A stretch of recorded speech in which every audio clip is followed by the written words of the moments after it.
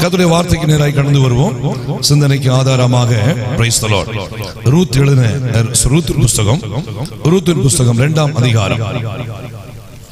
ரூத்தின் புஸ்தகம் 2ஆம் அதிகாரம் அவருடைய 12வது வசனத்தை நாம் இந்த வேளையில வாசிக்க கேட்போம். The book of Ruth chapter 2 verse 12. வாசிங்க.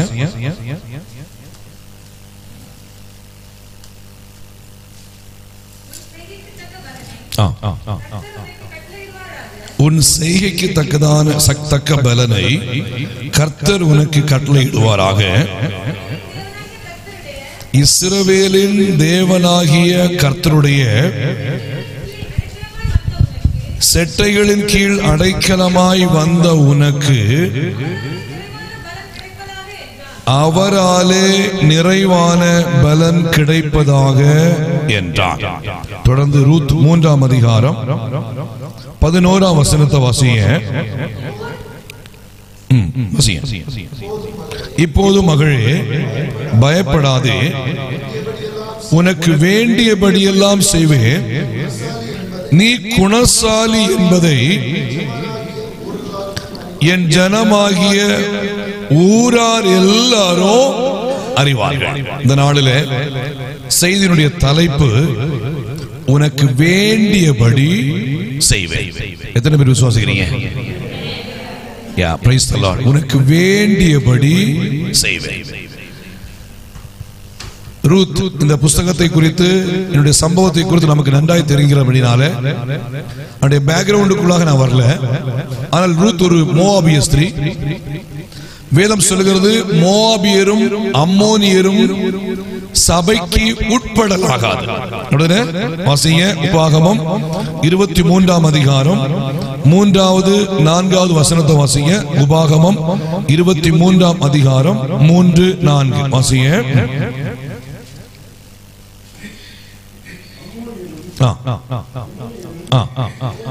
அம்மோனியரும் மோவாபியரும் கர்த்தருடைய சபைக்கு உட்படலாகாது. இந்த சகோதரி எங்க உள்ளவங்க? மோவாபிய ஸ்திரீ.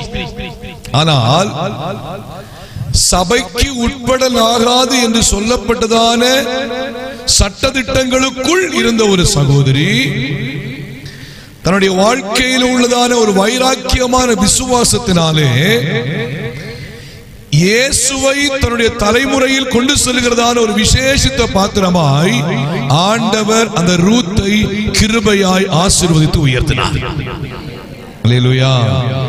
இன்னைக்கு நான் சொல்லிக் கொடுக்கிற ஒரு முக்கியமான விஷயம், ஒருவேளை நீங்க பிரயோஜனமற்றவங்க, உங்களால ஒரு பிரயோஜனமும் இல்லை, நீங்க சபைக்கும் பிரயோஜனம் இல்லை, குடும்பத்துக்கும் பிரயோஜனம் இல்லை, தேசத்துக்கும் பிரயோஜனம் இல்லை, எந்த விதத்திலும் பிரயோஜனமற்றவர்கள் என்று ஒதுக்கப்பட்டவர்களாய் ஒருவேளை நீங்கள் தேவ சமூகத்தில் இருந்து கொண்டிருப்பீர்கள் என்றால், ரூத்தை ஒரு விசேஷித்த பாத்திரமாய் உருவாக்கி இயேசுவை தன் தலைமுறையிலே கொண்டு வரும்படியாக, இயேசுவை முன்னோர்கள் பட்டியலில் ரூத் வரும்படியாக கர்த்தர் கிருபை செய்தாரே என்று சொன்னால், தேவன் உங்களையும் அப்படியாய் ஆசீர்வதித்து நடத்த கர்த்தர் போதுமானவராயிருக்கிறார்.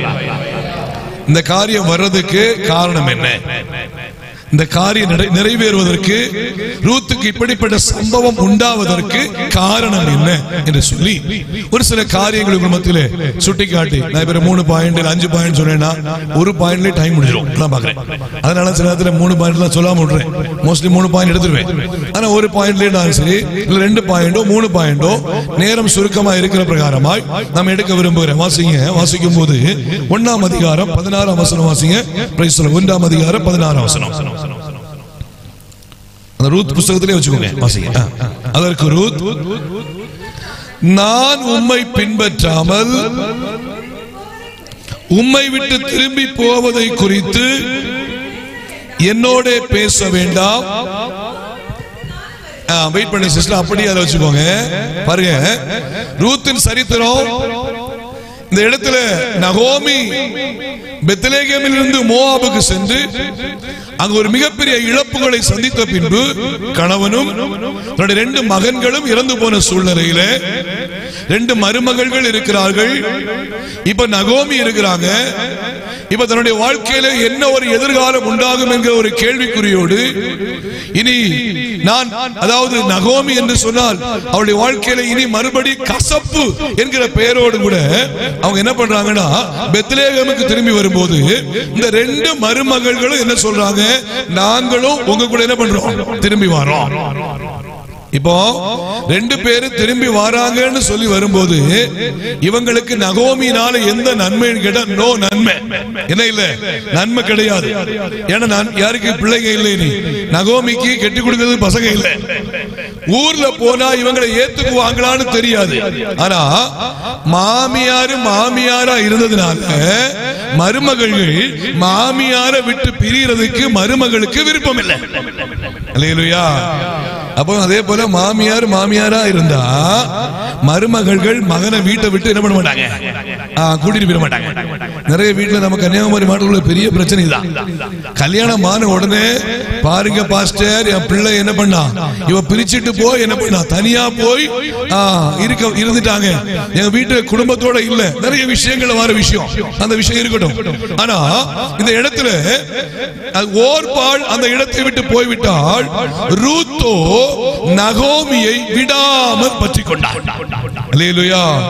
விடாமல் பற்றி கொண்டாள்னு சொன்னா ரூத்துக்கு வந்து தெரியும், ஒருவேளை நகோமியோடு கூட போகிறதுனால உலக பிரகாரமான எந்த ஒரு நன்மைகளும் ஆசீர்வாதங்களும் எனக்கு இல்லாமல் இருக்கலாம்.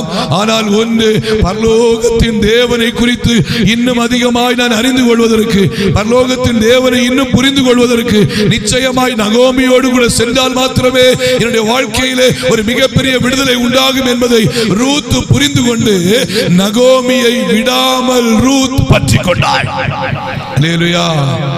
இதுலதான் முதல்ல சொல்றாங்க, முதல் வார்த்தை, நீர் போகும் இடத்துல நான் என்ன பண்ணுவேன், நான் வருவேன். நீர் எங்க போனாலும் சரி நான் என்ன பண்ணுவேன். ஃபர்ஸ்ட் விஷயம், ரூத்துடைய வாழ்க்கையில இப்படிப்பட்ட நன்மை உண்டாவதற்கு காரணம் ரூத் எடுத்த முடிவிலே ஸ்ட்ராங்கா இருந்தாங்க. எடுத்த முடிவு எப்படிதாங்க, ஸ்ட்ராங்கா இருந்தாங்க. முடிவை என்ன பண்ணலாம், மாத்தல. நம்ம நிறைய பேர் என்ன பண்ணிடுவோம், முடிவை மாத்திடுவோம். அப்படியே முடிவை மாத்திடுவோம். சில நேரத்தில் லட்சியப்பட்டு கொஞ்சம் வரும்போது ஏதாவது ஒரு பிரச்சனை வந்த உடனே என்ன பண்ணுவாங்கன்னா, ஐயோ நான் ரட்சிக்கப்பட்டு இங்க வந்ததுனால, இயேசுவை ஏற்றுக்கிட்டு வந்ததுனாலதான் எனக்கு இப்படிப்பட்ட பிரச்சனையோ, அதனால என்ன பண்ணிடலாம், திரும்ப போயிடலாம்னு சொல்லிட்டு பல சூழ்நிலைகளிலும் முடிவை மாற்றுவோம்.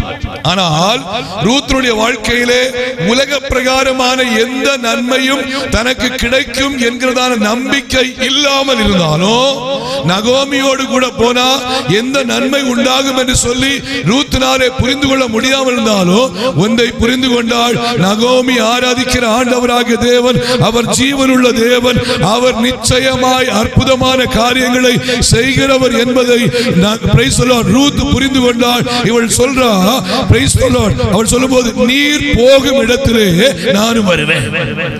எடுத்த முடிவை விட்டு என்ன பண்ணல, அவங்க மாறல. அப்போ தேவ பிள்ளைகள் தேவனுடைய சமூகத்தில் வரும்போது நாம் சில பொருத்தனை எடுப்போம். என்ன பொருத்தனை எடுப்போம்? சிலர் பாத்தீங்கன்னா, நான் பல இடத்துலயும் கேள்விப்பட்டிருக்கிறேன், குழந்தை பிறக்க போற நேரத்துல டாக்டர் சொல்லுவாரு, கொஞ்சம் கிரிட்டிக்கலா இருக்கு, நீங்க என்ன பண்ணுங்கன்னா உங்க தெய்வத்தை கூப்பிட்டுக்கோங்க, ஒருவேளை குழந்தை கிடைக்கும், இல்லைன்னா தாய் கிடைக்கும். அதனால நீங்க என்ன பண்ணுங்க, உங்க தெய்வத்தை கூட்டுங்கன்னு சொன்னா, இப்பதான் நம்ம ஜெபம் பண்ணுவோம், ஆண்டவரே நீர் எனக்கு தாயையும் பிள்ளையும் நல்ல போல ஆசீர்வாதமா எனக்கு தந்தீங்கன்னா அந்த குழந்தையை யாருக்கு கொடுப்பேன், ஆண்டவருக்கு கொடுப்பேன், ஊழியத்துக்கு கொடுப்பேன். இப்படி ஜெபம் பண்ணி முடியும் போது ஒரு 5 நிமிஷத்துல டாக்டர் சொல்லுவாரு, ரொம்ப ஆச்சரியமா இருக்கீங்க, அற்புதமா இருக்கீங்க, குழந்தை பிறந்துச்சு, தாய்க்கும் பிரச்சனை இல்ல, குழந்தைக்கும் பிரச்சனை இல்ல, சேஃபா இருக்காங்க. உடனே ஒரு சந்தோஷம், ஆண்டவரே உமக்கு நன்றி. உடனே குழந்தை வளரும், 1 வயசாகும், 2 வயசாகும், 5 வயசாகும், 7 வயசாகும், 10 வயசாகும். இப்ப குழந்தை பாத்தீங்கன்னா ஸ்கூல்ல பிரில்லியண்டா படிப்பான். உடனே நம்பர் 1 ரேங்க் வாங்கி படிச்சுட்டு இருப்பான். நல்லா படிச்சு மேல வரும்போது இப்போ ஊழியத்துக்கு விட வேண்டியதான விஷயம் யார் மறந்துடுவா? அம்மா மறந்துடுவாரு, மறந்துடுவாங்க. இல்ல ஊழியத்துக்கு ஒப்பு கொடுத்தானே அப்பா மறந்துடுவாரு, இல்ல பாட்டி மறந்துடுவாங்க, தாத்தா மறந்துடுவாங்க. இப்ப இந்த பையனை கொஞ்சம் கொஞ்சமா வளர்த்தி என்ன பண்ணிடலாம்? ஒரு சூப்பரா ஒரு டாக்டர் ஆக்கிடலாம். நிறைய பேருக்கு என்ன தெரியுமா? எடுத்த முடிவை விட்டு மாறுகிறாங்க.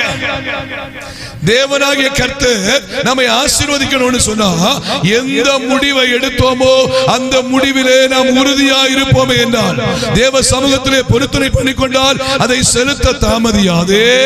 தேவன் மூடலில் பிரியப்படுகிற தேவன் அல்ல. நீ நேர்ந்து கொண்டதை செய். நேர்ந்து கொண்டதை செய்யாமல் போவதை பார்க்கலும் நீ நேர்ந்து கொள்ளாமல் இருப்பதே நலம். அல்லேலூயா. எடுத்த முடிவை விட்டு நம்ம மாறக்கூடாது. இப்ப பாத்தீங்கன்னா பையனுக்கு வேலை கிடைக்கல பாஸ்டர். பையன் நல்லா படிச்சிருக்கிறான், நல்ல வேலை கிடைக்கல. பையன் நல்லா படிச்சிருக்கிறான், பையனுக்கு நல்ல ஒரு பொண்ணு கிடைக்க மாட்டேங்குது. பையன் நல்லா சம்பாதிக்கிறான், ஆனா அவருக்கு ஏன்னா பையன் என்ன செய்ய வேண்டிய மனுஷன்? ஆண்டவருடைய ஊழியத்தை செய்ய வேண்டிய மனுஷன். கர்த்தருடைய ஊழியத்தை செய்ய வேண்டியது தேவன் திட்டமிட்டு கருவிலிருந்து உருவாகி எடுத்து வைத்திருக்கிற சூழ்நிலையில பெற்றோர் இப்போது சில சூழ்நிலைகளை மாற்றி அமைத்தால் உன்னை புரிந்து கொள்ள வேண்டும். Price the Lord. எடுத்த முடிவை விட்டு மாறினால் விபரீதமாய் ஆகும். ஆகையால் தேவ பிள்ளைகள் எடுத்த முடிவிலே நாம் உறுதியாக இருப்போமே என்றால் கர்த்தர் அதிலே சந்தோஷப்படுகிறவராய் இருப்பார். அல்லேலூயா. எனக்கு தெரிந்த ஒரு நண்பர் சிங்கப்பூர்ல, அவர் இதே போல என்னன்னா நம்ம கன்னியாகுமரிக்காரர் தான். சிங்கப்பூர்ல போய் ஒரு நல்ல ஒரு கம்பெனி வச்சுட்டு அங்க ஊழியம், அங்க கம்பெனி வச்சுட்டு ஒரு சர்ச்சுக்கு ஒரு ரொம்ப பிரயோஜனமா இருக்காரு. பிரயோஜனமா இருக்கிற சூழ்நிலையில திடீர்னு ஆண்டவர் சொன்னாரு, நீ கம்பெனியை விட்டு எங்க வந்துரு, ஊழியத்துக்கு வந்துரு. சரி ஆண்டவர் அப்படி சொல்லி ஒப்பு கொடுத்துட்டாரு. ஒரு ஆராதனையில ஒப்பு கொடுத்துட்டாரு. ஆனா இவர் எங்க வரல, ஊழியத்துக்கு வரல. இப்போ 1 வருஷமாச்சு, 2 வருஷமாச்சு, 3 வருஷமாச்சு, ஊழியத்துக்கு வரல. இப்போ ஆண்டவர் மறுபடியும் உணர்த்துறாரு, இவர் என்ன பண்ணல ஊழியத்துக்கு. ஏன்னா அவருக்கு ஒய்ஃப், பிள்ளைகளுடைய படிப்பு, அது நிறைய தேவைகள் இருக்கு.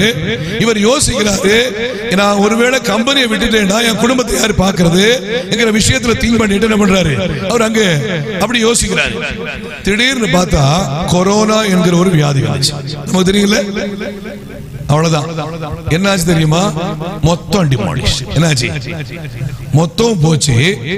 மற்ற கம்பெனிகள் எல்லாம் கொஞ்சம் கொஞ்சமா டெவலப் பண்ண ஆரம்பிச்சாங்க.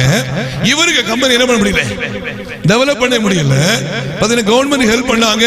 கவர்மெண்ட் ஹெல்ப் பண்ணா கூட இவருடைய கம்பெனி டெவலப் பண்ண முடியல.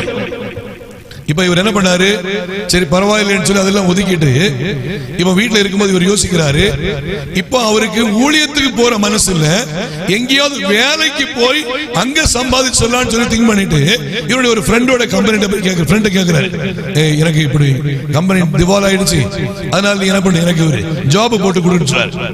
ஜாப் போட்டு கொடுன்னு சொன்ன உடனே அவருடைய நல்ல பெஸ்ட் ஃப்ரெண்ட் அவர் சொன்னார், சரிப்பா நீ வான்னு சொல்லிட்டு என்ன பண்ணாரு, அங்க ஒரு சூப்பர்வைசர் ஜாப் போட்டு கொடுத்து $5,000 சிங்கப்பூர் டாலர் அவருக்கு கொடுத்து என்ன பண்ணாரு, ஜஸ்ட் மூவ் பண்ண ஆரம்பிச்சார். இந்த மனுஷன் அங்க போய் கம்பெனியில வேலை செய்ய ஆரம்பிக்க ஜஸ்ட் ஸ்டெப் பை ஸ்டெப்பா மேல போக போக 1 மாசத்துல இந்த கம்பெனி திவாலாக ஆரம்பிச்சு. இப்போ கம்பெனி ஓனருக்கு ஒரு டவுட், நம்ம கம்பெனி சூப்பரா ஸ்மூத்தா போயிட்டு இருந்துச்சு, இப்போ நமக்கு திவாலாவது காரணம் என்ன அப்படி யோசிச்சா, இவர் வந்ததுக்கு அப்புறம் தான் என்ன ஆச்சு, உடனே இவரை கூப்பிட்டு, பிரதர் நீங்க ஒண்ணு பண்ணுங்க, உங்களுக்கு மாசம் ஏதாவது நான் ஹெல்ப் பண்றேன், தயவு செய்து எங்க வராதுங்க, நீங்க கம்பெனிக்கு வராதுங்க. ஏன்னா தேவன் அவரை குறித்து ஒரு திட்டம் வச்சிருக்காரு. அல்லேலூயா. முடிவை மாற்றிக்கிட்டாரு. தேவன் அவரை ஒரு திட்டம் வச்சிருக்காரு, முடிவை மாற்றிக்கிட்டாரு. இப்ப கம்பெனிக்கு வராது எவ்வளவு வெட்கமான ஒரு காரியம். இவர் சொன்னார் சரி அப்படி சொல்லிட்டு நம்ம விட்டு போயிட்டார். பாருங்க, தொடர்ந்து தேவ சமூகத்தில் ஜெபிக்க ஆரம்பிக்கும் போது மறுபடியும் கர்த்தர் பேசினாரு, நான் உன்னோடு கூட இருந்து ஆறுகளை கலக்க பண்ணுவேன். நான் உன்னோடு கூட இருந்த ஆறுகளை கடக்க பண்ணுவேன் சொன்ன வார்த்தையின்படி அவர் தொடர்ந்து ஜெபிக்க ஆரம்பித்தார். இந்த நாட்களிலே சிங்கப்பூர் தேசத்திலே மிக அழகான ஒரு ஊழியத்தை செய்து அநேக ஆத்துமாக்களுக்கு சுவிசேஷத்தை அறிவிக்கிற ஒரு விசேஷித்த பாத்திரமாய் வைத்திருக்கிறார். நான் என்ன கற்றுக் கொடுக்கிறேன்னு சொன்னா, ரூத் எடுத்த முடிவை விட்டு மாறல, எடுத்த முடிவிலே உறுதியா இருந்தாங்க. நன்மையோ தீமையோ நல்லதோ கெட்டதோ எது நடந்தாலும் சரி, நான் பெத்லகேமுக்கு போனா பெத்லகேமுக்கு போறேன், நான் எங்க போனாலும் சரி நகோமியோட கூட நான் போவேன் என்கிற விஷயத்திலே உறுதியாய் காணப்பட்டார்கள். எடுத்த உறுதியிலே உண்மையா இருந்தார்கள். கர்த்தர் ரூத்தை ஆசீர்வதிக்க ஆரம்பித்தார். அல்லேலூயா. சத்துருவானவன் எவனை விழுங்கலாமோ என்று கர்ஜிக்கிற சிங்கம் போல அவன் வகை தேடி சுற்றி திரிந்து கொண்டே இருப்பான். வகை தேடி சுற்றி திரிந்து கொண்டே இருப்பான். நம்ம ஆண்டவரை ஏற்றுக்கொண்டு கர்த்தருக்குள்ள வரும்போது நம்மை ஆண்டவரை விட்டு தூரமாய் கொண்டு போகும்படியாய் பலவிதமான உலக பிரகாரமான ஆசைகள், உலக பிரகாரமான காரியங்கள், சில இச்சையான காரியங்கள், சில பிசாசின் தந்திரங்கள் நம்முடைய வாழ்க்கையிலே கடந்து வந்து ஆண்டவரை விட்டு தூரமாய் கொண்டு போகும்படியாய் சில பொல்லாத செயல்களை பிசாசானவர் கொண்டு வரும்போது தேவ பிள்ளைகள், தேவ சபை ஜாக்கிரதையா இருக்க வேண்டும். நான் எடுத்த முடிவை விட்டு நான் மாறவே மாட்டேன். கர்த்தர் அழைத்த அழைப்பை விட்டு நான் மாற மாட்டேன். நான் கர்த்தர் தெரிந்து கொள்வதை விட்டு நான் மாற மாட்டேன். சபையிலே நான் உண்மையாய் பரிசுத்தமாய் சாட்சியாய் வாழுவேன் என்று ஒரு தீர்மானத்தோடு தேவ நாமத்தை உயர்த்துவோமே என்று சொன்னால், எடுத்த முடிவிலே உறுதியாய் இருப்போமே என்றால் கர்த்தர் நம்மை ஆசீர்வதிப்பார்.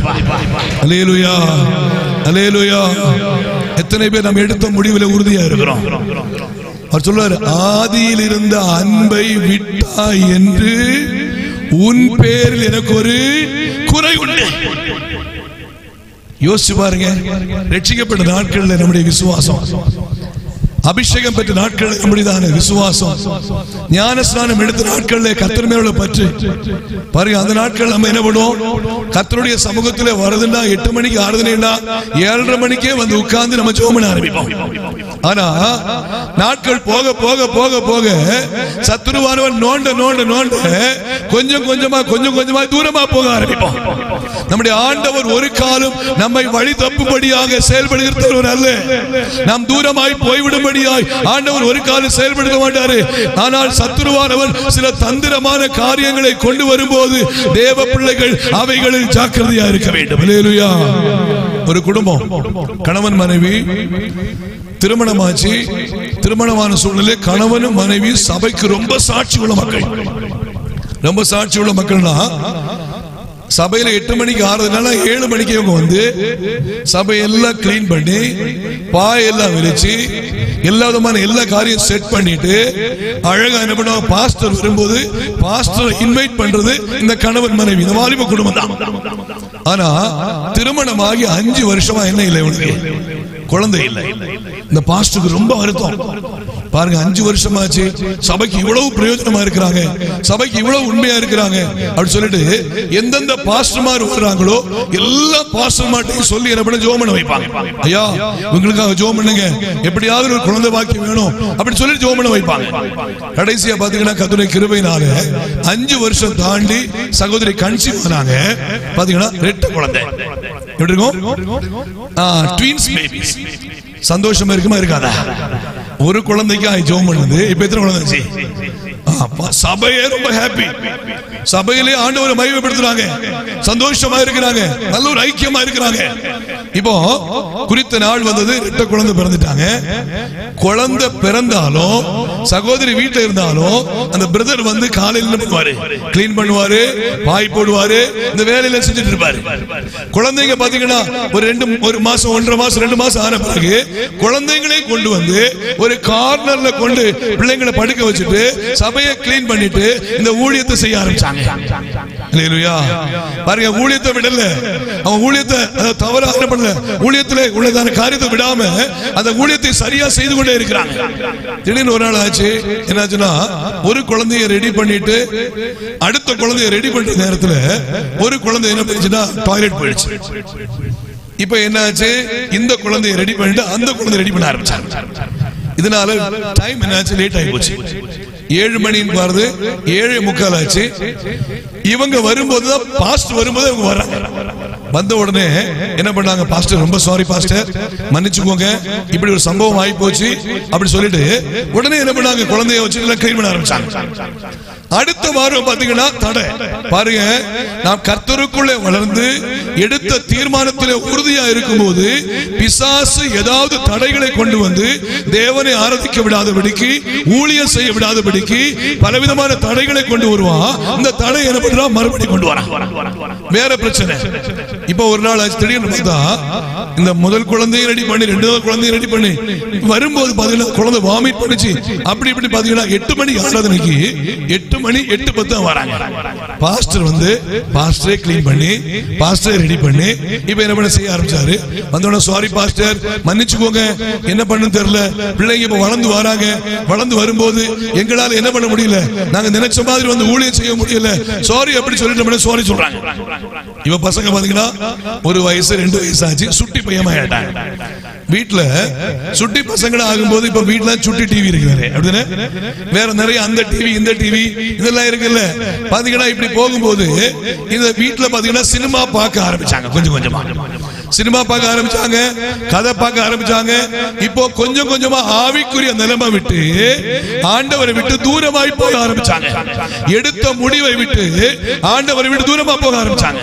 இப்போ ஊழியத்தை ஸ்டாப் பண்ணாங்க. காலைல போய் கிளீன் பண்ணது இதுக்கு என்ன சொல்றாங்கன்னா, பாஸ்டர் சாரி பசங்களை கொண்டு வந்தீங்களே முடியலன்னு சொல்லி ஸ்டாப் பண்ணாங்க. நாட்கள் போகுது. திடீர்னு பார்த்தா ஒரு ஞாயிற்றுக்கிழமை வரவே இல்லை சர்ச்சுக்கு. யாரு? பாஸ்டர் ரொம்ப ஷாக். என்னாச்சு, பிள்ளைகளுக்கு தான் சுகம் ஆகி போச்சோ, என்ன விஷயம்? ஆராதனை முடிச்ச உடனே பாஸ்டர் போன் பண்றாரு. பாஸ்டர் வரணும்னு தான் பாஸ்டர் நினைச்சோம், ஆனா பசங்க மாறி மாறி சண்டை போட்டு குறும் பண்ணிட்டாருன்னா அதனால என்னன்னா பரவாயில்ல அடுத்த வாரம் போய்க்கலாம்னு சொல்லிட்டு நாங்க விட்டுட்டோம். நிறைய பேரு பின்வாங்கி போறதுக்கு இப்படி ஒரு காரணம் பாருங்க. அடுத்த வாரம் போயிடலாம் விட்டோம் பாருங்க. தொடர்ந்து என்னாச்சு, நாட்கள் போக போக மாசத்துக்கு 2 நாள் தான் சபைக்கு வர ஆரம்பிச்சாங்க. இப்ப பசங்க பாத்தீங்கன்னா ஒரு 2.5 வயசு 3 வயசுங்கிற லெவல்ல குட்டி பசங்க குறும் பசங்களா வந்துட்டு இருக்காங்க பாருங்க. இப்படிப்பட்ட சூழ்நிலையில போயிட்டே இருக்கு. திடீர்னு பார்த்தா பாஸ்டர் சொல்றாரு, நீங்க சபைக்கு வராம இருக்க கூடாது, ஒழுங்கா வரணும்னு சொல்லும்போது பாஸ்டர் கண்டிப்பா வந்துடுறோம் பாஸ்டர், எப்படியும் மாசத்துக்கு திருவிருந்துக்காக வந்துடுறோம் பாஸ்டர். என்ன பண்ணிட்டாங்க, மாசத்துக்கு திருவிருந்துக்காக வந்துடலாம் பாஸ்டர். இப்படி எல்லாம் மூவ் பண்ணிட்டு இருக்கும் போது நான் சொன்னேன்ல, சினிமா பார்க்க ஆரம்பிச்சிட்டானுவ. அங்க ரஜினிகாந்த் எப்படி குத்துறாருன்னு சொல்லி உனக்கு தெரியும், சிவாஜி கணேசன் வந்து எப்படி குத்துறாருன்னு சொல்லி பார்க்க ஆரம்பிச்சிட்டாங்க. இப்ப இவங்களுக்கு ஆவிக்குரிய தன்மையை விட்டு உலக பிரகாரத்துக்குள்ள போக ஆரம்பிச்சாங்க. நான் சொல்றேன், ஆதியில் இருந்த அன்பை விட்டா என்று உன் பேரில் எனக்கு ஒரு குறை உண்டு. ஒருவேளை நாம் அந்த நிலைமையில இருந்து கொண்டிருப்போமே என்றால் பரிசுத்த ஆவியானவர் உங்களை தொட்டு பேசிக்கிட்டு இருக்கிறாரு. நீங்க ஒருவேளை ஆவிக்குரிய தன்மையை விட்டு வழி மாறி இருந்துகிட்டு இருப்பீங்கன்னா மறுபடியும் திரும்பி வாங்கன்னு சொல்லி ஆண்டவர் உங்களை குறித்து அவர் எதிர்பார்க்கிறவராய் இருக்கிறார். அல்லேலூயா. நடந்த விஷயம் என்ன தெரியுமா? அதாவது ஒரு திங்கட்கிழமை காலையில இந்த சகோதரர் ஆபீஸ் போறதுக்காக பாத்ரூம்ல குளிக்க போயிட்டார். சகோதரர் கிச்சன்ல போய் என்ன பண்றாங்கன்னா காய்கறி கட் பண்ணிட்டு என்ன பண்றாங்க, சமைச்சிட்டு இருக்காங்க. இந்த 2 பேரும் பாத்தீங்கன்னா மாறி மாறி அடிப்பாங்க, குஸ்தி வைப்பாங்க.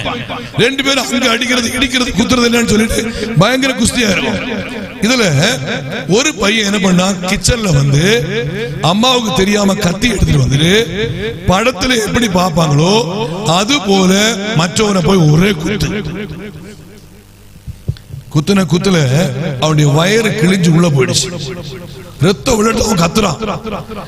இவர் பாத்ரூம் சொல்லுவாங்க, பசங்க கத்துறாங்க ஏன்னு பாருன்னு சொல்றாங்க. இவன் சொல்றாங்க, எப்பவும் சண்டை போட்டு இப்படிதான் கத்தி கிடப்பானுவேன் அப்படின்னு சொல்லிட்டு அவங்க கண்டுக்கல. இவன் ரத்தத்தை பார்த்த உடனே, குத்துனவன் ரத்தத்தை பார்த்த உடனே எங்க போய் ஒளிஞ்சுக்கிறது அவனுக்கு தெரியல பாருங்க. எங்க போய் ஒளிஞ்சுக்கிறது தெரியாம பீரோ அங்க இங்க எல்லாம் ஒளிஞ்சு பாக்குறான், ஒளிய முடியல. நேரடியா வீட்டுக்கு வெளியில போய் கார் பார்க் பண்ணிக்கிற இடத்துல போய் கார் அடிமைப்படுத்தினான் பாருங்க. கார் அடிமைப்படுத்தினான். இவரு அப்பா வெளியில வந்து பாக்குறாரு, இந்த பையன் பிளட் ரொம்ப லாஸ் ஆகி அவன் கான்சியஸ் அவுட் ஆகிற லெவல் இருக்கும்போது அந்த பையனை கூப்பிட்டா அவன் சத்தமே கொடுக்கல. அப்பா அடிச்சு போடுவான்னு சொல்லி சத்தமே கொடுக்கல. எங்க இருக்கான்னு தெரியல.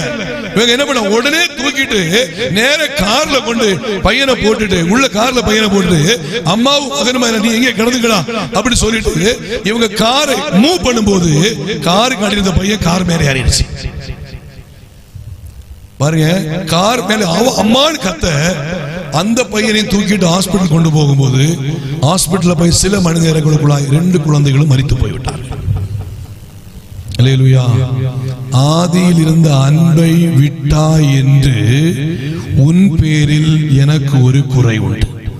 ஆண்டவராகிய தேவன் இந்த காலை வேளையிலே மிக அழகா எச்சரிக்கிற ஒரு காரியம், தேவன் நம்மை ரட்சித்திருக்கிறது, தேவன் நம்மை வேறுபடுத்தி எடுத்தது நம்முடைய முடிவை மாற்றி உலகத்திற்கு நேராய் போகும்படியாய் அல்ல.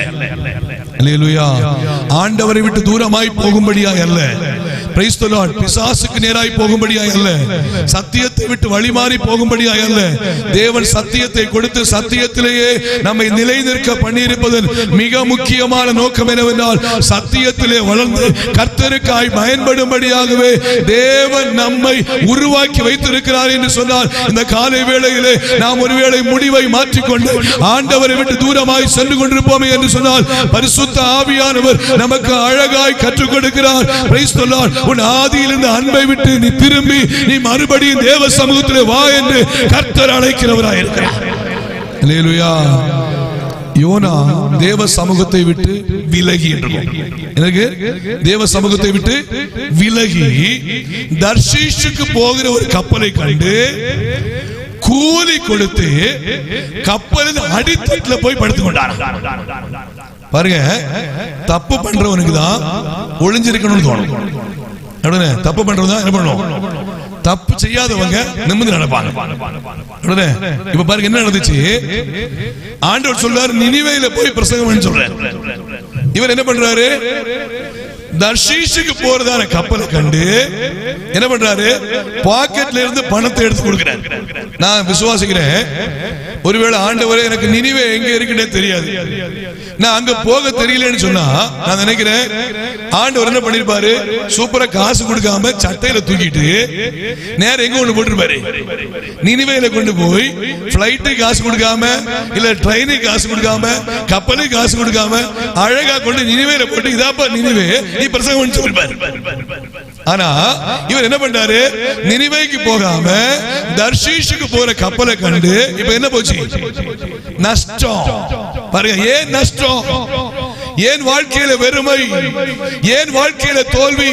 கர்த்தருடைய சமூகத்தை விட்டு பின்வாங்கி போகும்போது, கர்த்தருடைய சமூகத்தை விட்டு வழி மாறி போகும்போது, கர்த்தருடைய சமூகத்தை விட்டு தூரமாய் போகும்போது இப்ப பாருங்க, கூலி கொடுத்து கப்பலின் அடித்தட்டில் போய் படுத்துக் கொண்டார். இப்போ நல்லா போயிட்டு இருந்த கப்பல் இப்ப என்னாச்சு, டண்டனக்கான ஆரம்பிச்சு. பாருங்க, இந்த ஒரு ஆள் இருந்ததுனால அந்த கப்பலுக்குள்ள எவ்வளவு சேதம் பாருங்க. பாருங்க, கப்பல் எவ்வளவு சேதம். இவங்களுடைய பிசினஸ்க்கான பொருட்கள், இவங்க சாப்பாடு, இவங்க துணிமணி எல்லாம் தூக்கி வீசி பாக்குறாங்க. கப்பல் ஆட்டத்தை என்ன பண்ணல, நிறுத்தல. லாஸ்ட்ல இந்த சம்பவம் ஏன் நடக்குது அப்படி சொல்லிட்டு சீட்டு போட்டு பாக்குறான். சீட்டு போட்டு பார்த்தா யாரு பேர் இருந்துச்சு, யோனாவின் பேருக்கு சீட்டு விழுந்துச்சு. சீட்டு விழுந்த உடனே எங்கடா இவன் கிடக்கான்னு பார்த்தா இவன் கடலுக்கு கப்பலுக்கு அடித்தட்டுல அவன் கத்திரி எடுக்கிறான், செத்து போவனே செத்து போன்னு கத்திரி எடுக்கான்.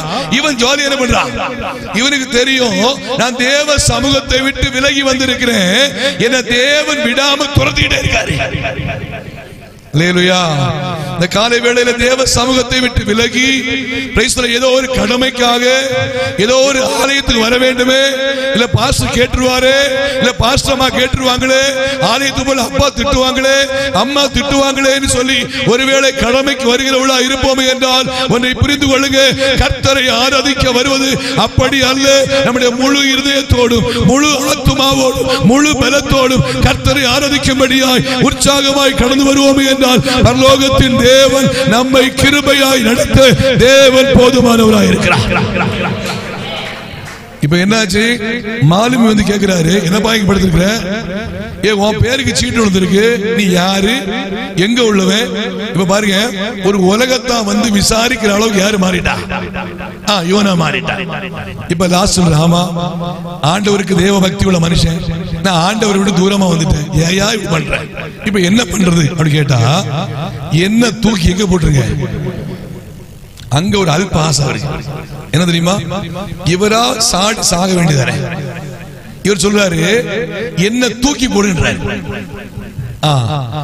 இவரா சாடி செத்தா தற்கொலை, புரியுதுல? ஆமா தானே? இவரை தூக்கி போட்டாங்க, அது என்ன ஆகும்? கொலை. ஐயா அவங்க தான் தூக்கி போட்டாங்க, செத்து போயிட்டேன். தற்கொலை பண்ண எங்க போக முடியாது. தற்கொலை நிறைய பேர் இருக்கு இந்த நாட்கள்ல. ஆண்டவர் இந்த உலகத்தில் இருக்கிறவங்க செத்து போறையா, விசுவாசி கூட, சில விசுவாசி கூட பேசுற வார்த்தை பாருங்க, இந்த உலகத்துல வாழ்றதை விட செத்து போயிடலாம் போல இருக்கு. இந்த பிரச்சனையில நான் இந்த பிரச்சனையோட வாழ்றதை விட நான் செத்து போயிடலாம் போல இருக்கு. பாருங்க, தற்கொலை செஞ்சா நான் அன்னைக்கு முதல் நாள் சொன்னேன், தற்கொலை செஞ்சு விட்டா டைரக்டா கீழே போயிடலாம். ஆனா பாருங்க, இவர் என்ன தூக்கி போடுகின்றார். இவங்களும் அதே போல நமக்கு பிரச்சனை தீர்ந்தா போதும் தூக்கி ஒரு வீசு வீசுறாங்க. கர்த்தர் அங்கே ஒரு மீனை ஆயத்தப்படுத்தி வைத்திருந்தார். அல்லேலூயா. எடுத்த முடிவை விட்டு, தேவன் சொன்ன வார்த்தையை விட்டு, கர்த்தருடைய திட்டத்தை விட்டு, கர்த்தர் கொடுத்த ஊழியத்தை விட்டு, தேவன் கொடுத்த செயலை விட்டு பின்வாங்கி போனா பாருங்க, இப்போ இவர் தண்ணிக்குள்ள போயிட்டே இருக்கிறாரு. கொஞ்சம் தண்ணியா இருக்கு, உள்ள போய் குழ குழன்று என்னது, மீனுக்கு வயிறு, மீனுக்கு வயிறு. நமக்கு வீட்டுல ஒரு மாசம் மீன் தொட்டியை கழுவாம இருந்துச்சுங்க, எப்படி இருக்கும்? கொஞ்சம் ஸ்மெல் வர ஆரம்பிச்சு. ஒரு 6 மாசம் கழுவாம இருந்துச்சுங்க, என்ன ஆகும்? நாற்று எடுக்க ஆரம்பிச்சு. ஒரு வருஷம் கழுவாம இருந்துச்சுன்னா வீட்டுக்குள்ள யாரும் வர முடியாது. மீன் தொட்டியே இந்த நிலைமைனா மீனுக்கு வயிறு எந்த நிலைமையில் இருக்கும் பாருங்க. இப்ப ஆண்டவர் எங்க கொண்டு உருவாக்குறாரு? மீனுக்கு வயிற்றுக்குள்ள கொண்டு போய் அங்க வச்சு சாகவும் முடியாது, ஜீவனோட இருக்கவும் முடியாது. அப்படினே அங்க போய் சாகிறதுக்கு முடியாது, வழி இல்லை. இப்போதான் உணர்வு வந்து சொல்றான், முழங்கால் படி போட்டு என்ன பண்ண, தேவ சமூகத்தில் ஜெபிக்க ஆரம்பிக்கிறான். கிருபை உம்முடையது ஆண்டவரே. நான் என்ன சொல்றேன்னா, இந்த காலை வேளையிலே நாம் எடுத்த முடிவை விட்டு, தேவன் கொடுத்த ரட்சிப்பை விட்டு, தேவன் கொடுத்த அழைப்பை விட்டு, தேவன் நம்மை தெரிந்து கொண்ட விதத்தை விட்டு தடுமாறி நான் வெளியில போறோம்னு சொன்னா உடனடியா திரும்பி வந்துட்டோம்னா பாக்கியவாங்க. அல்லேலூயா. இதனாலதான் அவங்க சொல்றாங்க, நீர் போகும் இடத்திலே நானும் வருவேன் சொல்றாரு. ஒரு ஸ்ட்ராங் டிசிஷன் எடுக்கிறாங்க. இந்த காலை வேளையிலே கர்த்தருடைய வார்த்தையை கேட்கிற அருமையான தேவனுடைய பிள்ளைகளே, உங்களுடைய வாழ்க்கையில ஒரு ஸ்ட்ராங் டிசிஷனுக்குள்ள நம்ம இருப்போம்னு சொன்னா, எடுத்த டிசிஷன்ல உண்மையா இருங்க.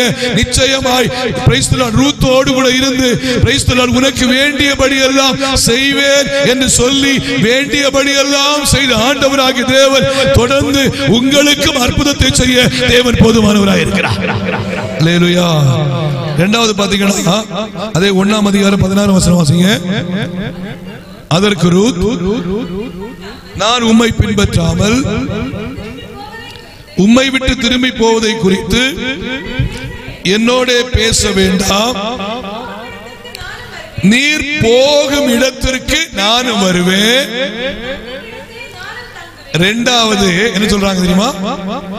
நீர் தங்கும் இடத்திலே நானும் தங்குவேன். Living in his presence. அல்லேலூயா. என்னன்னா, தேவ பிரசன்னத்திலேயே வாழும்படியாய் விரும்புகிறேன். ஒருவேளை கணவன் மரித்து போயிருக்கலாம், எனக்கு ஒருவேளை எதிர்காலம் இல்லாமல் இருக்கலாம், இந்த உலகத்தில் ஒருவேளை எனக்கு ஒரு நிலையற்ற தன்மையா இருக்கலாம். ஆனால் ஒன்றை நான் புரிந்து கொள்கிறேன், தேவ பிரசன்னம் சாதாரணமான இடம் அல்ல. தேவ பிரசன்னம் என்பது சாதாரணமான ஒன்று அல்ல. தேவ பிரசன்னம் நிறைவான சமாதானத்தை, ஆறுதலை, விடுதலையை கொடுக்கிற இடம். ஆகையால் நான் இனி தங்குகிற இடம் தேவ பிரசன்னத்திலேயே நிறைந்த இடமாய் இருக்கும் என்று தன்னை முழுவதுமாய் அவள் அர்ப்பணித்துக் கொண்டாள். அல்லேலூயா. தேவ பிரசன்னத்துல வந்து ஒண்ணு ருசிச்சு பார்த்தவங்க தொடர்ந்து தேவ பிரசன்னத்துல வாழாம இருக்கவே மாட்டாங்க.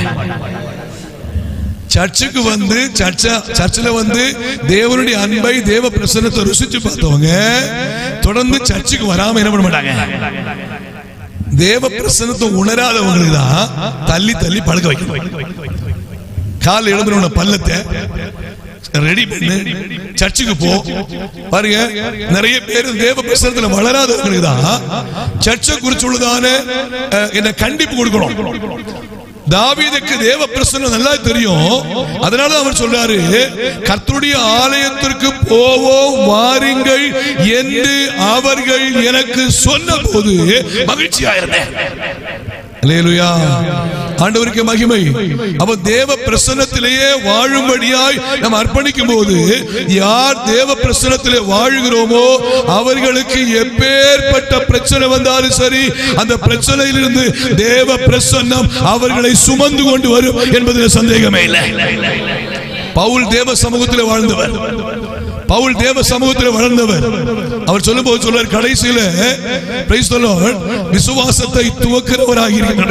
கடைசி சொல்லும்போது நான் விசுவாசத்திலே உறுதியாக இருப்பேன் சொல்லி அந்த விசுவாசத்திலே உறுதியாய் காணப்பட்டவராக இருந்தார். அவர் சொல்றாரு, நல்ல போராட்டத்தை போராடினேன், ஓட்டத்தை முடித்தேன், விசுவாசத்தை காத்துக்கொண்டேன், இது முதல் நீதியின் கிரீடம் எனக்காக வைக்கப்பட்டிருக்கிறது. தேவ பிரசன்னத்திலே வாழ்கிற ஒரு தேவ பிள்ளைக்கு நிச்சயமாய் ஒரு விசுவாசம் உண்டு. இது முதல் நீதியின் கிரீடம் எனக்காக வைக்கப்பட்டிருக்கிறது என்று சொல்லி தேவ பிரசன்னத்திலே வாழ்கிற தேவ பிள்ளைகள் ஒவ்வொரு நாளும் அந்த பிரசன்னத்தை உணர்ந்து கொண்டே இருப்பாங்க.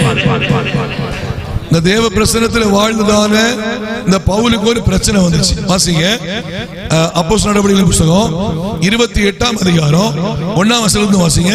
Price the Lord. நாங்கள் தப்பி கரை சேர்ந்த பின்பு அந்த தீவின் பெயர் என்னது? மெலித்தா என்று அறிந்தோம். அந்நியராகிய, அதாவது ஆண்டவரை அறியாத அந்த தீவு மக்கள் கொஞ்சம் அல்ல, குளிருக்காகவும் அவர்கள் நெருப்பை மூட்டி எங்கள் அனைவரையும் சேர்த்துக் கொண்டார்கள். வெயிட் பண்ணுங்க, அப்படி வச்சுங்க சிஸ்டர், தொடர்ந்து வாசிக்கணும். இப்ப என்ன பண்ணலாம், ஒரு நெருப்பு போடுறாங்க, எல்லாரும் வாங்க, குளிரா இருக்குல்ல, கொஞ்சம் சூடு என்ன பண்ணலாம் காயலான்னு சொல்லிட்டு எல்லாரும் நெருப்பை போட்டு என்ன பண்றாங்க, குளிர் காஞ்சிட்டு இருக்காங்க. நிறைய பேர் இருக்காங்க, நிறைய பேர் இருக்காங்க. அந்த நிறைய பேர் இருக்கிறதுல தான் ஒருத்தர் பவுல். இவர் தேவ பிரசன்னத்திலேயே வாழ்றார். இப்போ பவுல் சில விறகுகளை வாரி நெருப்பின் மேல் போடுகையில், அப்படி சொன்னா இதுக்கு முன்னாடி நெருப்புக்கு மேல சில விறகுகளை வாரி யாராவது போட்டாங்கன்னு கேட்டா ஆமா போட்டாங்க. ஆனா மற்றவங்க போடும்போது யாரு எதை கடிக்கல, பாம்பு அவங்களை கடிக்கல. பவுல் போடும்போது பவுல பாருங்க, விரியன் பாம்பு அனல் உரைத்து பவுலின் கையை கவ்விக்கொண்டது.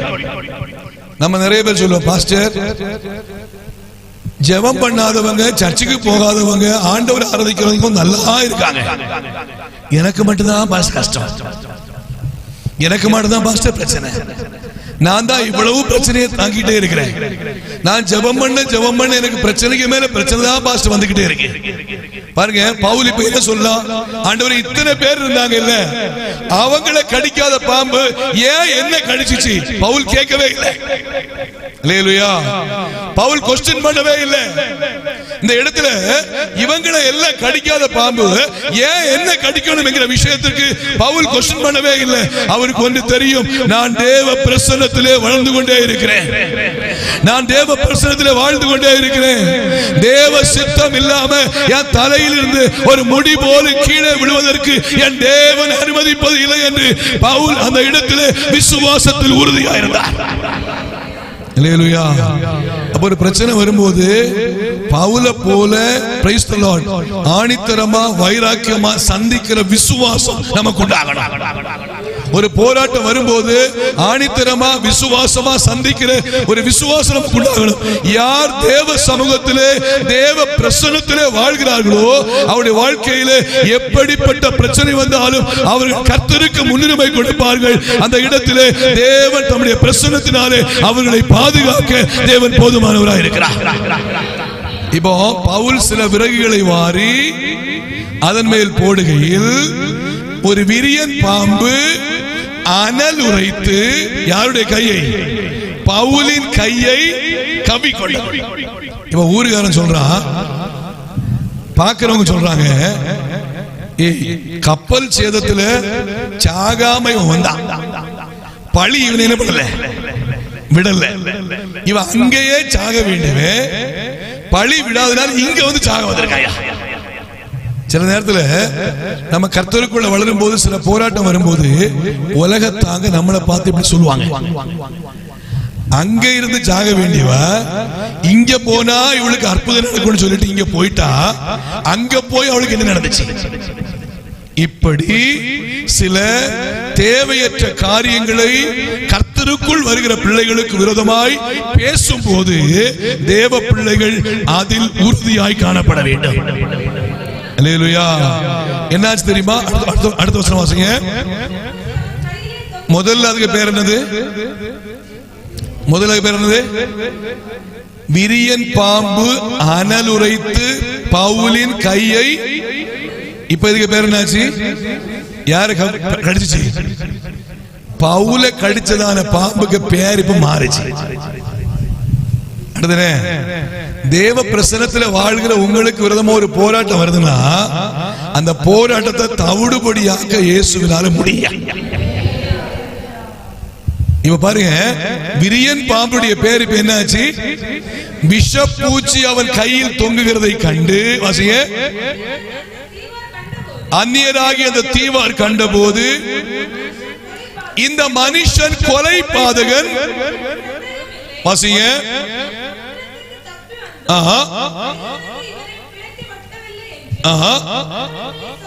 சொல்லிக் கொண்டார்கள். இப்ப இதுக்கு பேர் என்னாச்சு? பூச்சினா என்ன சொல்லுவோம்? இப்ப பூச்சினா என்ன சொல்லுவோம்? நம்ம ஒரு பாச்சா, ஒரு சின்ன ஒரு கொசு, அப்படிதானே? இதான் சொல்லுவோம் நம்ம. விரியன் பாம்பு தேவ பிரசன்னத்தில் வாழ்ந்த ஒரு தேவ மனுஷனை கடிச்ச போது அதுக்கு பேரு விஷப்பூச்சியா மாறி இப்ப வெறும் பூச்சியா போய்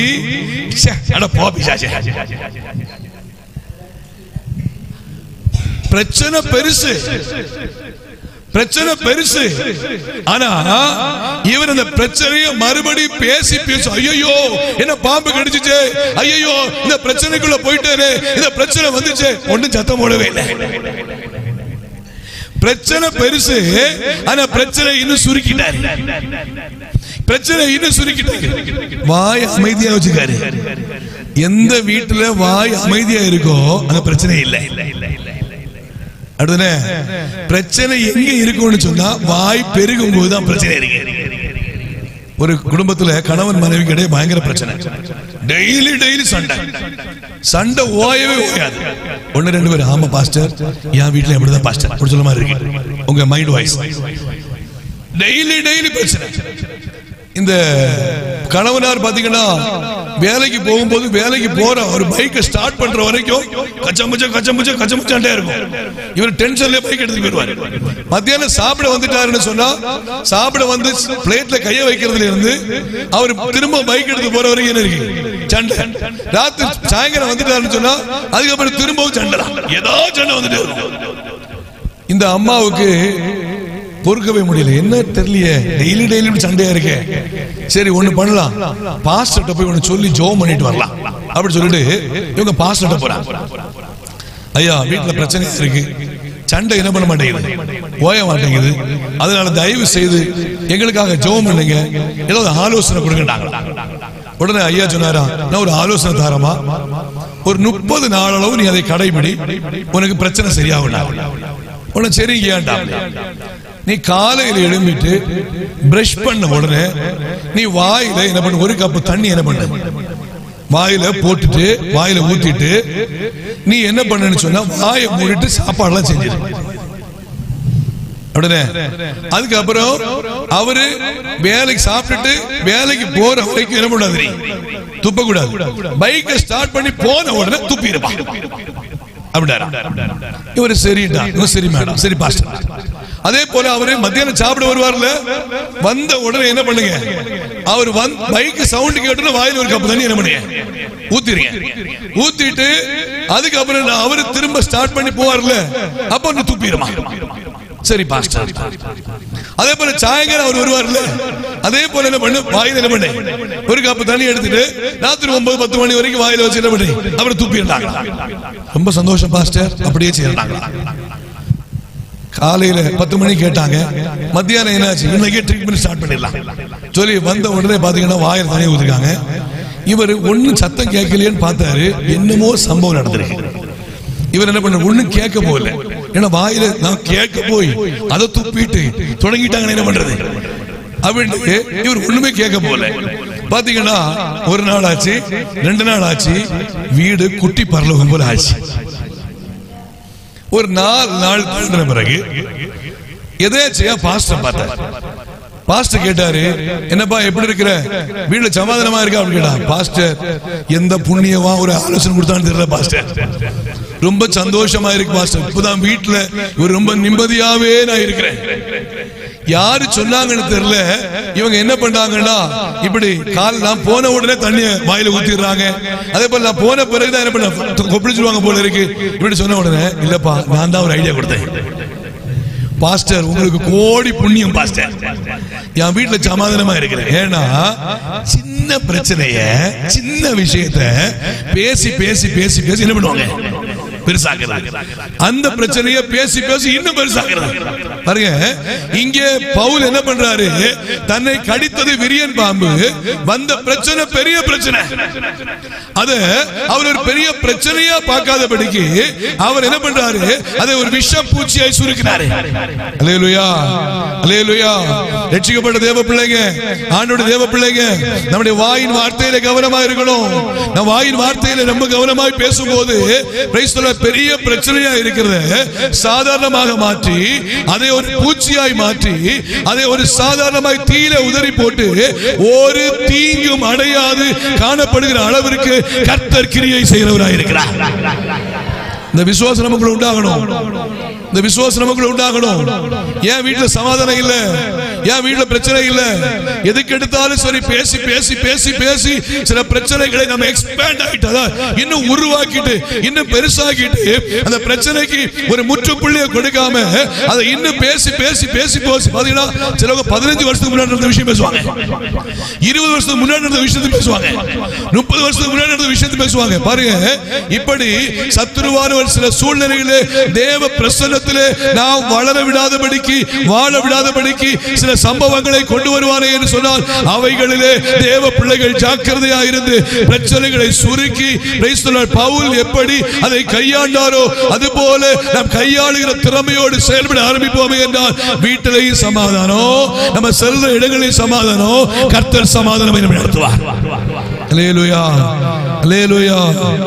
தேவ பிரசன்னத்திலே வாழுகிற தேவ பிள்ளைகளோடு கர்த்தர் பேச போதுமானவராய் இருக்கிறார். கொர்நேலியுடைய வாழ்க்கை வாசிங்க, அப்போஸ்தலர் நடபடிகள் 10ஆம் அதிகாரம் 1ஆம் வசனம் வாசிங்க, 10:1 வாசிங்க. The book of Acts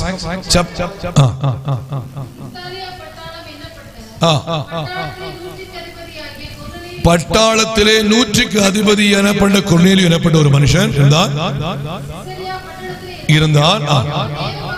அவன் தேவ பக்தி உள்ளவனோ தன் வீட்டார் அனைவரோடும் தேவனுக்கு பயந்தவனுமாயிருந்து ஜனங்களுக்கு மிகுந்த தர்மங்களை செய்து எப்பொழுதும் தேவ பிரசன்னத்திலே வாழ்ந்து கொண்டிருந்தான். அல்லேலூயா. ஜனங்களுக்கு மிகுந்த தர்மங்களை செய்து எப்பொழுதும் தேவனை நோக்கி ஜெபம் பண்ணி கொண்டிருந்தான். அர்த்தம் என்ன? எப்பொழுதும் தேவ சமூகத்திலேயே வாழ்ந்து கொண்டிருந்தான். அல்லேலூயா. எப்போதும் தேவ சமூகத்திலேயே வாழ்ந்து கொண்டிருந்ததான பிரைஸ் தி லார்ட் அந்த கொர்நேலியோடு பரிசுத்த ஆவியானவர் பேச ஆரம்பித்தார். அல்லேலூயா. தேவ பிள்ளைகளோட புரிந்து கொள்ளணும், தேவனாகிய கர்த்தர் நம்மோடு கூட பேச போதுமானவராய் இருக்கிறார். நாம் தேவ பிரசன்னத்திலே இருப்போமே என்று சொன்னால் தேவன் நம்மோடு கூட இடைபெட போதுமானவராய் இருக்கிறார். ஆகையால் தேவ பிள்ளைகள் இந்த காலை வேளையிலே ஒரு புரிந்து கொள்ள வேண்டிய ஒரு விஷயம், நாம் தேவ பிரசன்னத்திலே வாழும்படியாய் ஒவ்வொரு நாளும் அர்ப்பணிக்க வேண்டும். அல்லேலூயா. தேவ பிரசன்னம் வரும்போது சபையில மாத்திரம் இல்ல, நம்ம வீடு எப்படிப்பட்டதா இருக்கணும்? தேவ பிரசன்னம் நிறைந்த ஒரு வீடா இருக்கணும். நம்ம வீட்டுல என்ன வேணும்? குடும்ப ஜெபம் மிக முக்கியமாய் வீட்டுல வேணும். இப்ப ஒரு கேள்வி கேட்டா, எத்தனை வீட்டுல தவறாம குடும்ப ஜெபம் இருக்குன்னு சொன்னா எத்தனை பேர் கையை தூக்கணும்னு தெரியாது. யாரும் கையை தூக்க வேண்டாம். ஓகே, நான் அப்படி கேட்டு உங்களை சங்கடப்படுத்த. ஆனா நம்ம வீட்டுல ஒரு சமாதானம் உண்டாகணும்னு சொன்னா நம்ம வீட்டுல குடும்ப ஜெபம் மிகவும் இன்றியமையாதது. அல்லேலூயா. குடும்ப ஜெபம் எந்த வீட்டுல இல்லையோ அந்த வீடு கொஞ்சம் கொஞ்சமா தேவ பிரசன்னத்தையும் தேவ சமாதானத்தையும் இழந்து கொண்டே இருக்கிறது அர்த்தம். எங்க சபையில பாத்தீங்கன்னா இதனால எப்படியாவது குடும்ப ஜெபம் பண்ணணும்னு சொல்லிட்டு நான் ஜனவரி 1ஆம் தேதி ஒரு சில போட்டிகளை அறிவிப்பேன். போட்டிகள் சொன்னா ஃபுல் பைபிள் ரீட் பண்ணா அவங்களுக்கு ஒரு கிஃப்ட் கொடுப்பேன்னு சொல்லுவேன். எவ்ரி சண்டே இப்ப 52 வாரம் இருக்குன்னா 52 வாரமும் தவறாம நம்ம சர்ச்சுக்கு வந்தீங்கன்னா உங்களுக்கு ஒரு கிஃப்ட் கொடுப்பேன்னு சொல்லுவேன். மூணாவது பாத்தீங்கன்னா குடும்ப ஜெபம் தவறாம நீங்க பண்ணீங்கன்னா உங்க குடும்பத்துக்கு ஒரு கிஃப்ட் கொடுப்பேன்னு சொல்லுவேன். ஜனவரி 1ஆம் தேதி சொல்லுவேன். பாத்தீங்கன்னா கிஃப்டுக்காகவே குடும்ப ஜெபம் நடக்கும். எனக்கு நீங்க கிஃப்டுக்காகவே குடும்ப ஜெபம் பண்ணாலும் பரவாயில்லை, உங்க வீட்டுல என்ன வேணும்? குடும்ப ஜெபம் பண்ணணும். அப்ப சொல்லுவாங்க சிலவங்க, பாஸ்டர் அவங்க ஜெபம் பண்ணாங்களா இல்லையான்னு சொல்லி உங்களுக்கு எப்படி பாஸ்டர் தெரியும் கேட்பாங்க. நான் சொல்லுவேன், பரிசுத்த ஆவியானவர் இருக்காரு, அவர் இருக்காரு, அதனால அவர் பொய் சொல்ல மாட்டாரு. எங்க ஜனங்கள் தேவ பிள்ளைங்க பொய் சொல்ல மாட்டாங்க. தப்புன்னா தப்பு, சரின்னா சரி. பாருங்க, கர்த்தருக்கு ஸ்தோத்திரம். கடந்த வருஷத்துல குடும்ப ஜெபம் தவறாம செஞ்சோம்னு சொல்லி கர்த்தருடைய கிருபையால் 46 குடும்பங்கள் பிரைஸ் தி லார்ட் அந்த பரிசை வாங்கும்படியாய் ஆண்டவர் உதவி செய்தார். நோக்கம் என்ன? குடும்ப ஜெபம் வேணும். குடும்ப ஜெபம் வரும்போது குடும்பமா உட்கார ஆரம்பிப்பாங்க. பாருங்க, இந்த வருஷத்துல நான் என்ன பண்றேன்னா சுமார் கர்த்தருடைய கிருபையால் ஒரு 250 ஃபேமிலிஸ் 250 குடும்பங்களுக்கு மேலாக இருக்கிறாங்க. நான் சொல்ல எல்லா குடும்பமும் குடும்ப ஜெபத்தை செய்து எல்லாருக்குமே குடும்பமா பரிசு கொடுக்க நான் ஆயத்தமா இருக்கிறேன்னு சொல்றேன். எல்லாரும் சந்தோஷமாய் ஜெபிக்க ஆரம்பிக்கிறாங்க. எந்த இடத்திலே குடும்ப ஜெபம் இருக்கிறதோ, எந்த வீட்டிலே குடும்ப ஜெபம் தவறாமல் நடக்கிறதோ அந்த வீட்டிலே தேவன் தம்முடைய பிரசன்னத்தினால் நிறைத்து அந்த குடும்பங்களை ஆசீர்வதிக்க தேவன் போதுமானவராய் இருக்கிறார். ஒரு தீர்மானம் எடுக்கணும். குடும்ப ஜெபம் இல்லைன்னா நாங்கள் எங்கள் குடும்பம் தேவ பிரசன்னத்திலேயே வாழுவோம் என்று ஒரு தீர்மானம் எடுக்கணும். அல்லேலூயா. ஒருத்தருக்கு ஒரு 10 ரூம் கொண்ட ஒரு அறையை ஆண்டவர் கொடுத்தாராம். 10 வீடு, 10 ரூம்ஸ் உள்ள ஒரு வீடு.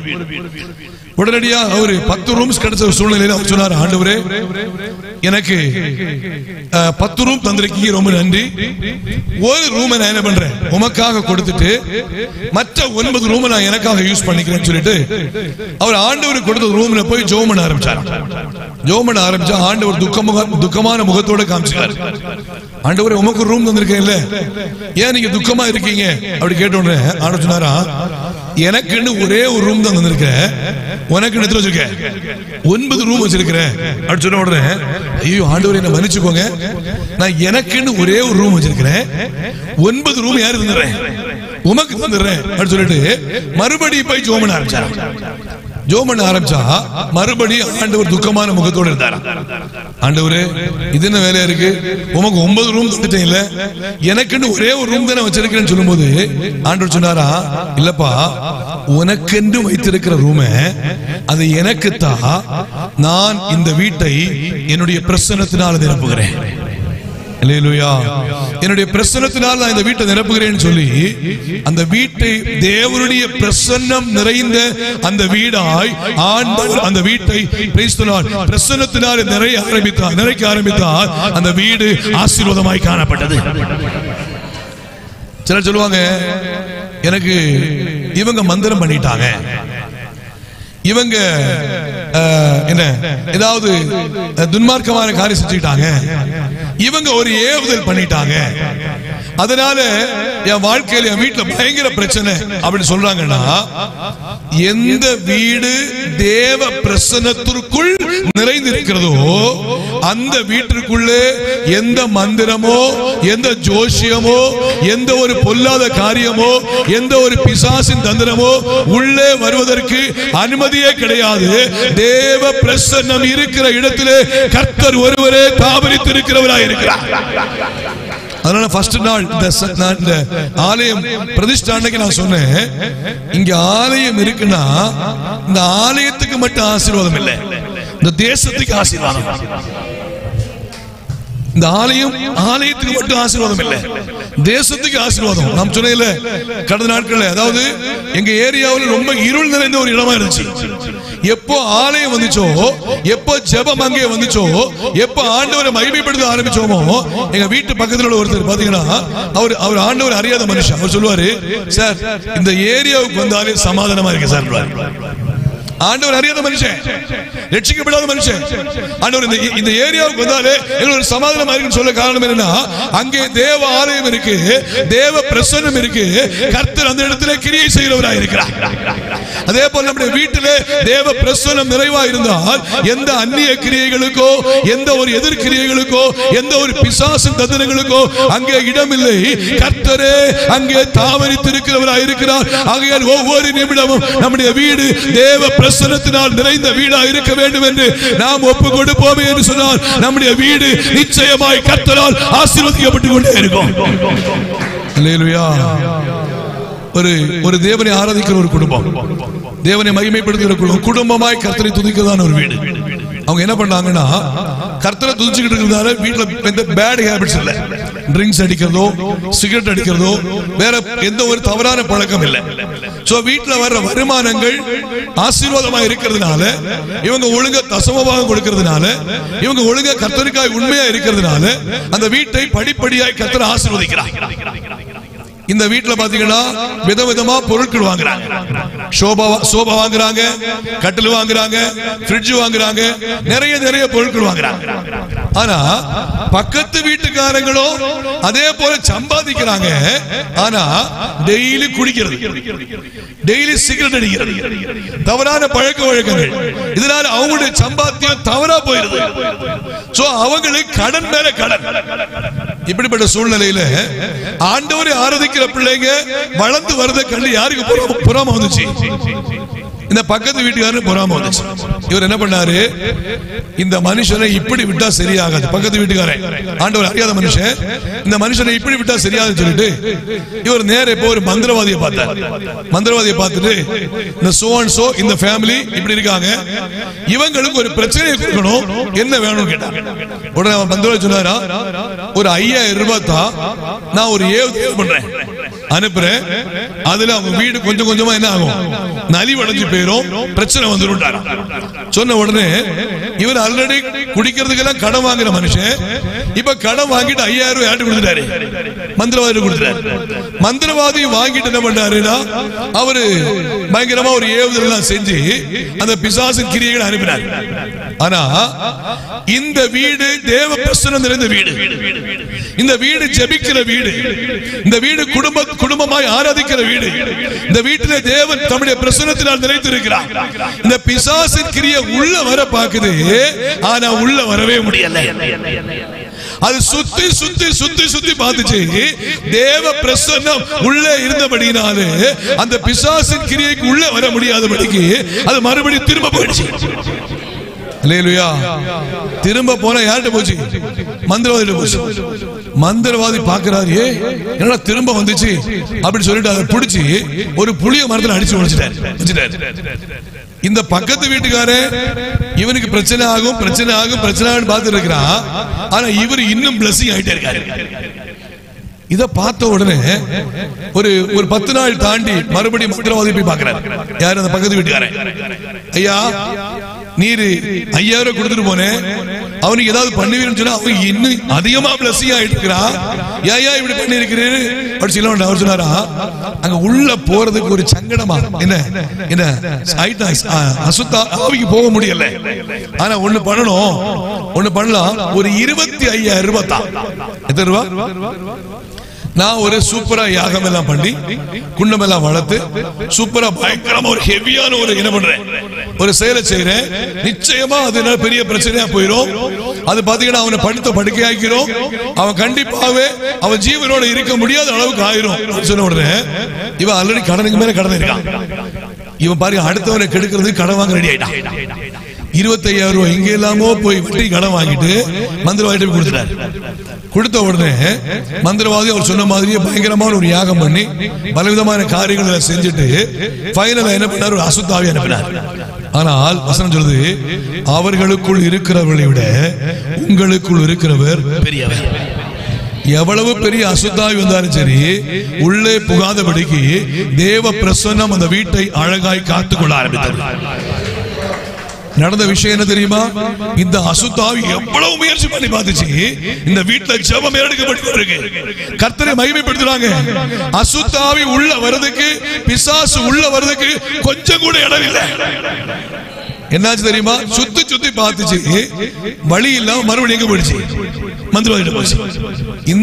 இந்த ஆவியை பிடிச்சி புளிய மரத்தில் என்ன பண்ண முடியல, அடிக்க முடியல.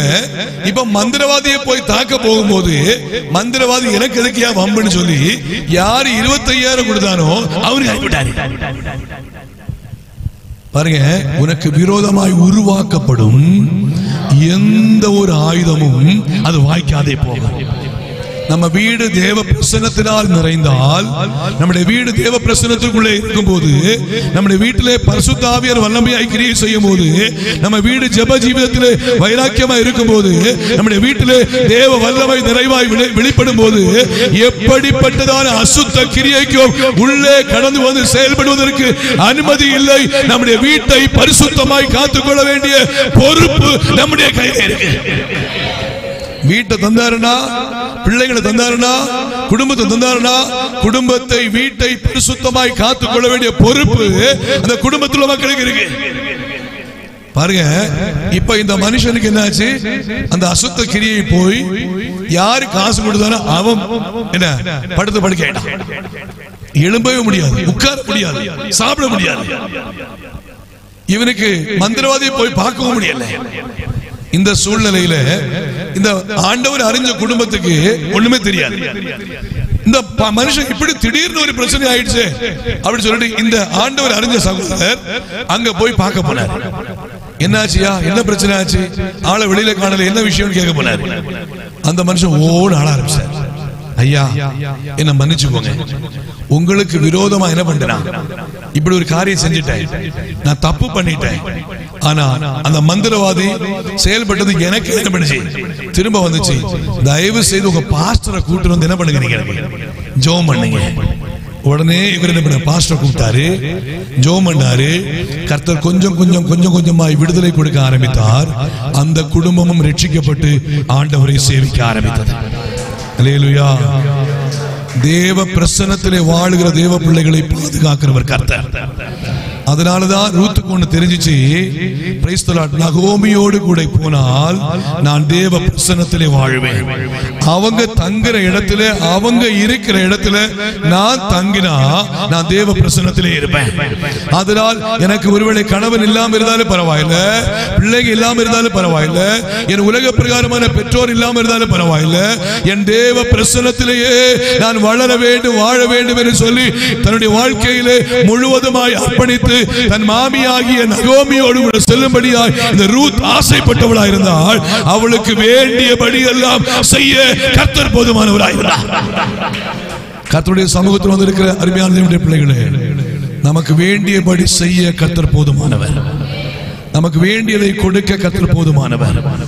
நாம் கர்த்தருக்குள் வளர வேண்டிய வாழ்க்கையில, கர்த்தருக்குள் வளர வேண்டிய விதத்திலே உண்மையாய், பரிசுத்தமாய், சாட்சியாய், கர்த்தருக்கு பயந்து பயபக்தியோடு வளர்ந்தோமே என்றால் நமக்கு தேவையானதை செய்து நம்மை நிறைவாய் நடத்த தேவன் போதுமானவராய் இருக்கிறார். வசனம் சொல்லுது, முதலாவது தேவனுடைய ராஜ்யத்தையும் அவருடைய நீதியையும் தேடுங்கள், அப்பொழுது இவைகள் எல்லாம் உங்களுக்கு கூட கொடுக்கப்படும்.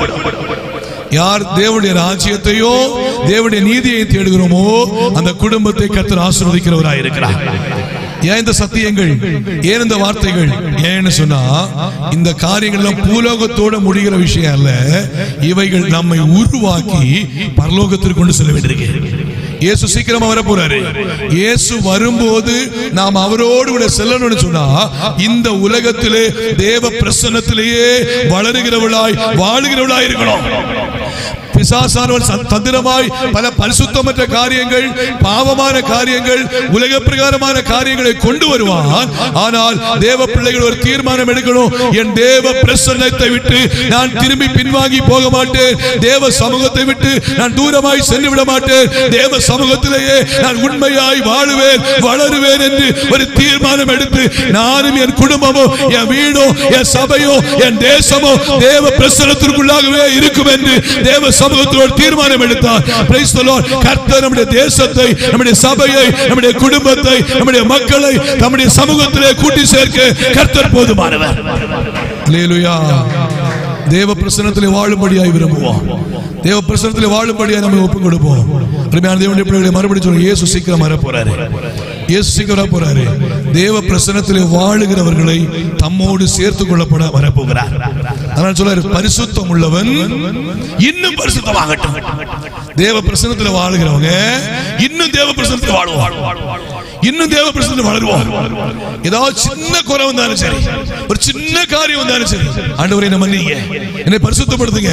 நீர் வரும்போது நான் கைவிடப்பட்ட ஒரு நிலைமையில இல்ல, நான் உம்முடைய பிரசன்னத்திலே வாழும்படியாய் வளரும்படியாய் என்னை இன்னும் பரிசுத்தப்படுத்துங்கன்னு சொல்லி தேவ பிரசன்னத்திலே வளரும்படியாய் வாழுவோமே என்று சொன்னார். இயேசு சீக்கிரம் வரும்போது நிச்சயமாய் பிரைஸ் தி லார்ட் கர்த்தர் தாமே ஆரவாரத்தோடும் பிரதான தூதர் சத்தத்தோடும் தேவ எக்காளத்தோடும் வானத்தில் இறங்கி வரும்போது கிறிஸ்துவுக்குள் மரித்தவர்கள் முதலாவது எழுந்திருப்பார்கள். பின்பு மரியாதைக்கு நாமும் நாம் அவரோடு சேர்த்துக் கொள்ளப்படும்படியாய் தேவ பிரசன்னத்திலே வாழும்படியாய் கர்த்தர் நம்மை எதிர்பார்க்கிறவராய் இருக்கிறார். பாவிகளின் மேல் சினம் கொள்ளுகிறவர் தேவன், பாவிகளின் மேல் கோபம் கொள்ளுகிறவர் தேவன். இந்த சாயங்காலம் இந்த மதிய வேளையிலே நான் முடிக்க விரும்புகிறேன். அருமையான தேவனுடைய ஏதாவது பாவங்கள், ஏதாவது காரியங்கள் நம்மை ஆண்டவரை விட்டு தூரமாய் கொண்டு போயிருக்கோம்னா இன்னைக்கு ஆண்டவரே நான் உம்முடைய பிரசன்னத்தில் வரப்பா, உம்முடைய பிரசன்னத்துக்குள்ள வரேன், உம்முடைய பிரசன்னத்தில் வளர வரேன். தயவு செய்து என்ன மன்னிங்க, என்னுடைய குறைகளை மன்னிங்க, என் தவறுகளை மன்னிங்க, என் பாவங்களை மன்னிங்க. ஆண்டவரே நான் உம்மோடு கூட நான் பரலோகத்திலே வாசம் பண்ணும்படியாய் என்னை உம்முடைய பிரசன்னத்திலே வளர்த்துங்கன்னு சொல்லி தேவ சமூகத்தில் ஒப்புக் கொடுப்போம். கர்த்தரது வார்த்தையின் மூலம் நாம் ஒவ்வொருவரையும் ஆசீர்வதிப்பாராக. Price the Lord. 3 நாட்களும் அழைத்து என்னை உபயோகப்படுத்தினதான லாசரியா குடும்பத்திற்கும் எட்வின் அவர்களுக்கும் குடும்பத்திற்கும் சபை மக்களுக்கும் நன்றியை கூறிக்கொள்கிறேன். நம்முடைய தேவ சபை இன்னும் அதிகமாய் வளரட்டும். அல்லேலூயா. Praise the Lord. அழகிய மண்டபம் தேவ சபை இன்னும் அதிகமாய் பெருகட்டும். இந்த அழகிய மண்டபம் தேவ சபையை குறித்துள்ள தெய்வீக திட்டம் நிறைவேறட்டும். கர்த்தர் பலத்த காரியங்களை செய்யட்டும். இந்த தேசத்திலே ஒரு மிகப்பெரியதான பிரைஸ் தி லார்ட் அநேக ஆயிரக்கணக்கான ஆத்துமாக்கள் ஆராதிக்கிற ஒரு மிக பிரமாண்டமான ஒரு ஊழியத்தை கர்த்தர் தொடர்ந்து இந்த தேசத்திலே தொடர்ந்து செய்யட்டும் என்று சொல்லி வாழ்த்தி என்னுடைய வார்த்தை நிறைவு செய்கிறேன். கர்த்தருக்கே மகிமை உண்டாகட்டும். Price the Lord. நாம் எல்லாரும் கண்களையும் மூடி தலைகளை தாழ்த்தி ஆண்டவருடைய சமூகத்தில் ஸ்தோத்திரத்தோடு எல்லாரும் இருந்த வண்ணமாய் நாம் தேவ சமூகத்தில் எழும்பி நாம் தேவ சமூகத்தில் ஒரு சில நிமிடங்கள் ஸ்தோத்திரம் பண்ணி தேவ பிரசன்னத்தில் நிற்போமா, தேவ பிரசன்னத்தில் நிற்போமா. ஆண்டவரே உம்முடைய பிரசன்னம் என்னை ஆளுகை செய்யட்டும் என்று சொல்லுங்க. ஹல்லேலூயா. ஏதாவது குறைகள், ஏதாவது தவறுகள், ஏதாவது பாவங்கள், ஆண்டவருக்கு பிரியமில்லாத ஏதாவது காரியங்கள் இருக்கும்னா இந்த வேளையில் சொல்லுங்க, என்னை மன்னிங்கப்பா, என்னை மன்னிங்க ஆண்டவரே, என்னை பரிசுத்தப்படுத்துங்கன்னு சொல்லுங்க, என்னை பரிசுத்தப்படுத்துங்கன்னு சொல்லுங்க. பரிசுத்தம் இல்லாமல் ஒரு தேவனை தரிசிப்பது இல்லையே. ஓ ஹல்லேலூயா. என்னை பரிசுத்தப்படுத்துங்கன்னு சொல்லுங்க.